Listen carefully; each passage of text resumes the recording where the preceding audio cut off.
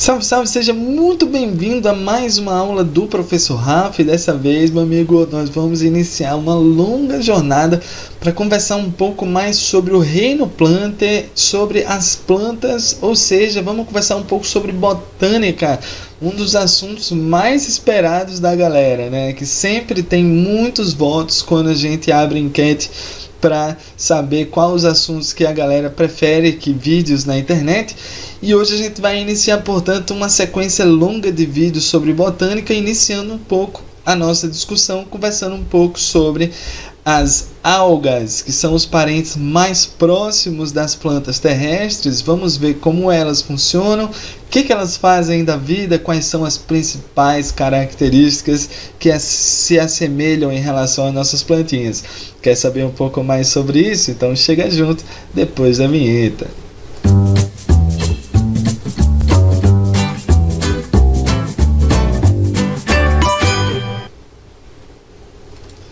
Maravilha, maravilha, moçada! A gente vai começar então o nosso bate-papo aqui, trazendo um pouco sobre as características gerais das algas. Vamos mencionar que são todos organismos eucariotos fotoautotróficos, que são capazes de realizar, portanto, a fotossíntese. São organismos muito simples e que não apresentam organização teciduais. Não formam embriões, inclusive esse é um dos motivos dele não apresentar tecidos, né? Que para apresentar tecido eu preciso ter pelo menos um desenvolvimento embrionário organizado. E isso não acontece nas algas.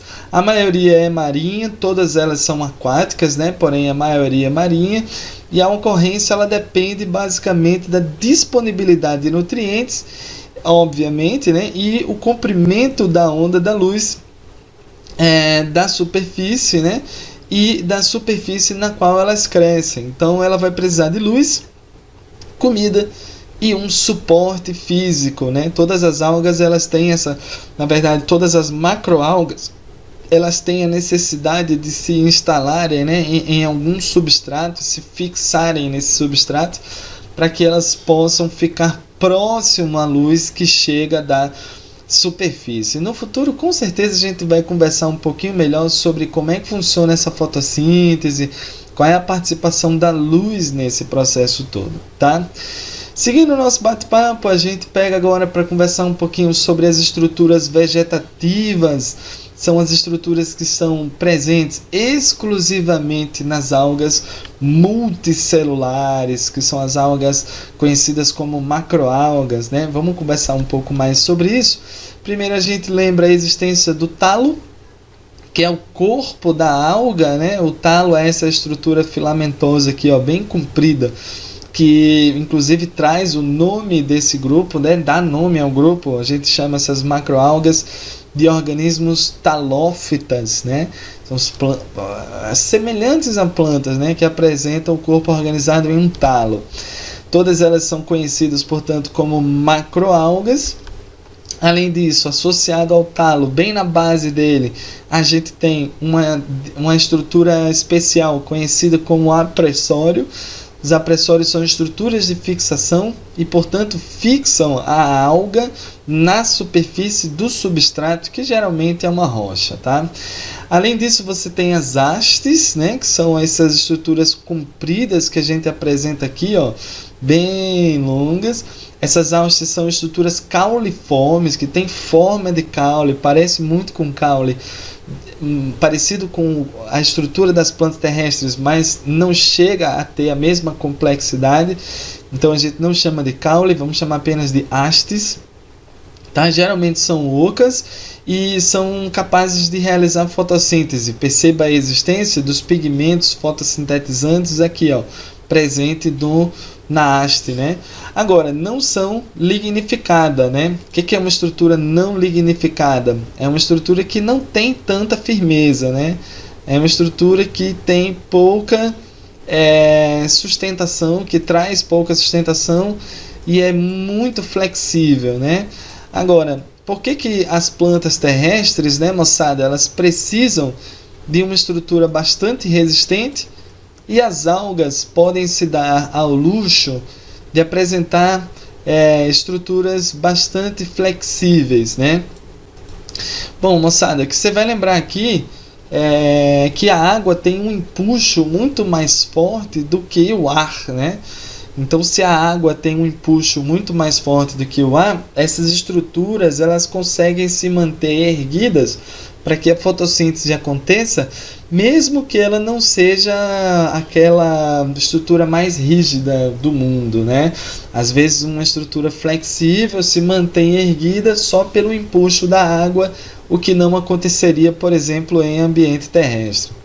Bom, partindo dessas hastes, a gente encontra as lâminas, né? As lâminas elas são semelhantes às folhas das plantas terrestres, são prolongamentos desse jeito, ó, que estão relacionados com o aumento da superfície de contato, e isso acaba facilitando a realização de mais fotossíntese, né? Então, essas lâminas elas vêm para trazer uma maior relação entre a superfície desse organismo, a superfície de contato dele com o ambiente, com o seu volume, né? A gente já comentou em várias outras videoaulas que quanto maior for a proporção entre a superfície e o volume, maior a capacidade de trocas entre esse organismo e o ambiente.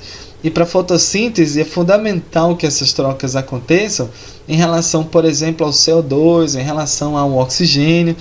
Então veja que é uma característica, uma adaptação muito semelhante entre plantas e algas, né? O que a gente vai chamar de convergência evolutiva. É quando você resolve o mesmo problema com uma estratégia semelhante, né? Então plantas e algas tiveram essa convergência em relação a essa ramificação do seu corpo, né? Além disso, a gente comenta que as algas não apresentam tecidos condutores, nem xilema, nem floema, e o motivo disso pode estar relacionado com o fato de as algas conseguirem absorver nutrientes por toda a sua superfície. E aí aqui a gente entra numa discussão muito interessante, porque a planta, vamos ver como é que funcionam as plantas terrestres. Bom, fofinhos, a planta terrestre, ela só consegue obter nutriente do solo, né? Então, por esse motivo, as plantas terrestres precisam de raízes para que você possa ter acesso aos nutrientes que estão restritos ao solo, né, Rafa? Por que não tem nutriente no ar? Porque geralmente os nutrientes eles são pesados, né? E aí eles meio que decantam no solo, e aí o resultado disso é que a planta tem que ir atrás desse nutriente lá no solo, né? Então ela vai buscar o nutriente, vai acabar absorvendo, e veja que legal, é necessário que esse nutriente seja transportado até a folha, né?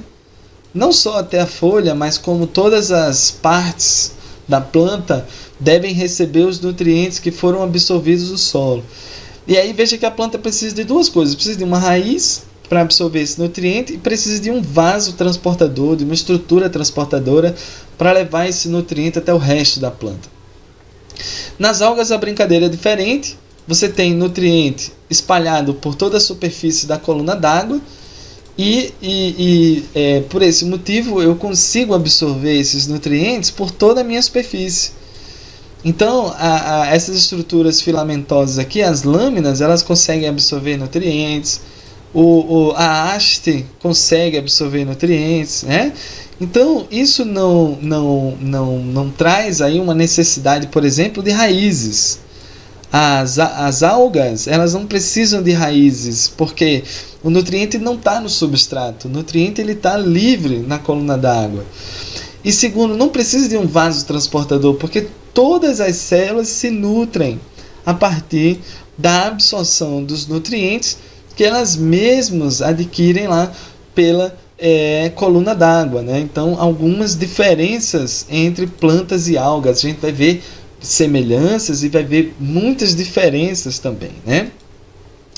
Muito bem, moçada, em relação à nutrição, vamos fazer um comentário rápido aqui. Todas as algas são fotossintetizantes, elas ocupam uma região da coluna d'água conhecida como zona fótica. zona fótica do ambiente aquático. Essa zona fótica ela gira em torno de mais ou menos 200 metros de profundidade, que é quando você tem luz suficiente para que seja realizada a fotossíntese por estes organismos.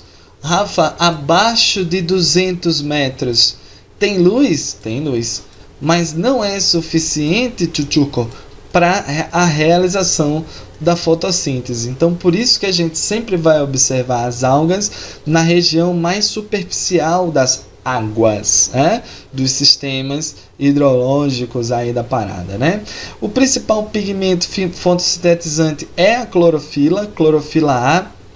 Você vai lembrar que a clorofila A, ela absorve os comprimentos de onda azul e vermelho, ou seja, o verde ele acaba sendo refletido aí na brincadeira, né? Quando a luz branca chega aqui na água, ó, você tem chegando comprimento de onda azul e você tem a chegada de comprimento de onda verde, que é refletido, por isso que a clorofila é verde, e você tem também o comprimento de onda vermelho chegando na brincadeira, né? Então, a alga, a clorofila vai conseguir absorver o vermelho, vai conseguir absorver bem também o azul, mas o verde, ele acaba sendo refletido aí na parada, né? E é por isso que as plantas, as algas, tanto as plantas e as algas, né, elas precisam de pigmentos fotossintetizantes para o auxílio na captação de luz. Ou seja, você vai precisar de algum pigmento para conseguir absorver um pouquinho desse verde também, do amarelo, do laranja, que não são tão bem absorvidos. Então eles são chamados de pigmentos acessórios, e você vai conseguir ver pigmentos acessórios de várias cores diferentes. Pigmento acessório vermelho, pigmento acessório marrom, pigmento dourado, e é por isso que as algas têm tantas cores distintas, né? Para que elas consigam absorver diferentes frequências de onda, e isso acaba otimizando a sua capacidade de absorção de energia lá da que chega na profundidade em que ela está instalada, né? Às vezes você tem uma alga que vive numa profundidade muito grande, que só chega ao azul, e aí você tem alguns pigmentos de onda, quer dizer, alguns pigmentos que absorvem bem esses comprimentos de onda, né? E como o pigmento vermelho, por exemplo, né? O pigmento vermelho ele reflete muito o vermelho, mas absorve muito bem o azul, né? Então, quanto mais profundo, maior a tendência dessas algas apresentarem pigmentos avermelhados, né? Em relação à reprodução, a gente vai dar uma pincelada rápida aqui na nossa caracterização geral. Vamos mencionar que existem dois tipos de reprodução. Uma delas é a assexuada, onde em organismos multicelulares, ou seja, organismos que só apresentam, que apresentam várias células, essas algas apresentarão, portanto, o talo filamentoso e podem, dessa maneira, se fragmentar. E esses fragmentos do talo de uma alga multicelular gera novas algas, gera novos descendentes geneticamente idênticos ao que já existia, né? É o que a gente vai chamar de reprodução por meio de fragmentação. É uma forma reprodutiva, né? Agora, em organismos unicelulares, a reprodução assexuada ela acontece por mitose. É um fenômeno que nós gostamos de chamar de bipartição, né? É um tipo de reprodução assexuada que ocorre em organismos unicelulares. Bipartição, também conhecido como fissão binária. É um mecanismo de divisão celular onde um organismo se divide formando dois descendentes geneticamente idênticos. Nós chamaremos, portanto, esse fenômeno de reprodução assexuada, tá? Ainda falando um pouco mais sobre a reprodução dessas algas, a gente passa para falar sobre a reprodução sexuada que é um pouco mais complexo. A gente vai ter uma aula inteira só para falar sobre reprodução de algas, mas nesse momento a gente dá uma pincelada rápida, né? Bom, de uma forma geral, as algas se reproduzem sexuadamente por meio de um fenômeno conhecido como alternância de gerações. Essas gerações que se alternam nesse ciclo são chamadas de gametófito e esporófito. Então, como eu falei para vocês, uma pincelada rápida aqui em relação a essas estruturas. Gametófitos e esporófitos são organismos adultos que apresentam uma ploidia diferente. Então, o gametófito, por exemplo, ele é sempre haploide e o esporófito é sempre diploide. O que acontece? O gametófito se reproduz por meio de gametas. Os gametas, a gente lembra que eles são sempre haploides, e o que o gameta gosta de fazer é fecundar. Então, o gameta fecunda e forma um organismo conhecido como zigoto, que é a primeira célula da próxima etapa, né, da próxima fase do ciclo de vida. Então, o zigoto diploide, por meio de mitoses, ele forma o esporófito diploide. O esporófito, ele gosta de se reproduzir por meio de esporos. Não importa se a célula reprodutiva é um gameta ou é um esporo, elas são sempre haploides. As células reprodutivas, elas são sempre haploides. Então, o esporo, que é uma célula reprodutiva, também é haploide.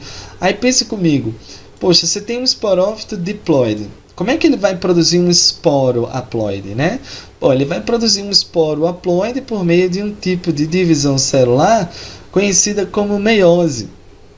Mais especificamente, moçada, aquilo que nós chamaremos de meiose espórica, que é, enfim, o nome que se dá a esse fenômeno de divisão celular que resulta, no final das contas, em células reprodutivas conhecidas como esporos, né? E o esporo faz o que da vida? O esporo faz muita mitose e dá origem a novos gametófitos. Então, a brincadeira fica sempre se revezando entre gametófito e esporófito. E aí, dessa forma, a gente diz que parte do ciclo ocorre de forma sexuada. A forma sexuada do ciclo acontece no momento da fecundação. Então, veja você que os gametas, eles dão origem, né? Eles possibilitam uma forma de reprodução sexuada, uma etapa, né, sexuada do ciclo.